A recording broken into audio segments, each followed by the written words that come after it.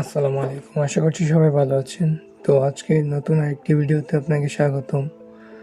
আজকে আমরা কথা বলবো দুবাই আপনাদের ট্যুরিস্ট ভিসায় যারা যাবেন তাদের ট্যুরিস্ট ভিসার জন্য ফিঙ্গারপ্রিন্ট দেওয়া লাগবে কিনা। হ্যাঁ, অবশ্যই ফিঙ্গারপ্রিন্ট দেওয়া বাধ্যতামূলক। আপনাকে ফিঙ্গারপ্রিন্ট দিতেই হবে।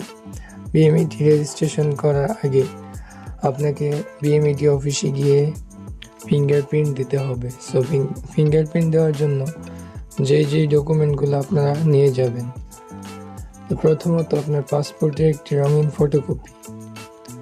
2 নম্বরে যেটা আছে সেটা হলো আপনাদের যেই ভিসাটি পাসপোর্টে লেগেছে কিনা সেই একটি কাগজ আপনাদের দেওয়া হবে এম্বাসি থেকে। সেই কাগজটি নিয়ে যাবেন এবং আপনাদের আর একটি কাজ করতে হবে, প্রবাসী কল্যাণ ব্যাংক হতে 200 টাকা আপনারা ব্যাংক ড্রাফট করে তারপর নিয়ে যাবেন। সো যাদের ই পাসপোর্ট আছে আপনাদের অবশ্যই প্রবাসী কল্যাণ ব্যাংক থেকে 200 টাকা ব্যাংক ড্রাফট কেটে নিয়ে যেতে হবে। এবং যাদের এমআরপি পাসপোর্ট চাইলে আপনারা বিকাশ অথবা অন্যান্য সিস্টেমের মাধ্যমে এই ব্যাংক ড্রাফটটা কেটে নিতে পারবেন।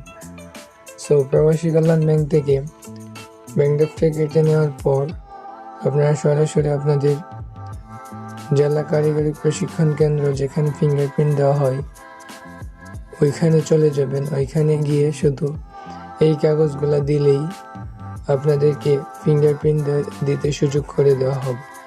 সো সেই ফিঙ্গারপ্রিন্ট দেওয়ার পর আপনাদের আর কোনো কাজ নেই। ওখান থেকে আপনাদের একটি বিএমইটি নাম্বার সহ একটি রিসিট অথবা স্লিপ দিবে।